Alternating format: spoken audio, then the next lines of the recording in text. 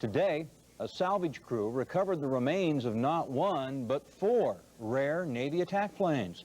Essex Porter has that story for us. Jeff Hummel and his pals have been working to find and salvage old planes since high school.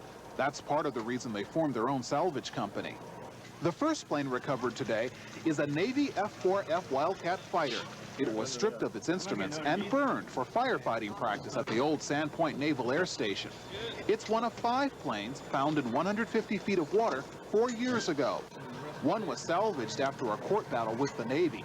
The others were floated to shallow water near the shore earlier this year so they could be brought up easily today. 40 years on the bottom of the lake and being burned and stripped and everything hasn't done it any good.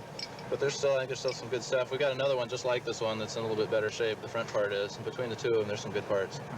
There are only 8 of these planes still flying. Parts from this one will help to get another back in the air.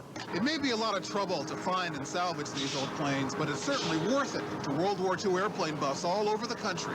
We've got one that's got a good tail, and the front of it's completely destroyed. And we've got one where the front of it's in great shape, and the tail is destroyed. So you sell that to some guy that wants to put the whole plane together. He takes those 2 parts and puts it together as a plane. This is perhaps the most valuable of the planes recovered today. It's an SB-2C Helldiver, a dive bomber. 7,000 were built, but only 10 are left. Most importantly, this one has its bomb bay doors still intact. So those bomb bay doors can be worth up to $15,000 between a set of them because there aren't any in existence.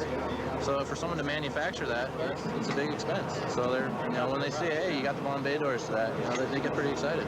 The salvage team recovered the remains of 4 planes today. Now it's up to collectors to restore the planes to their former flying glory.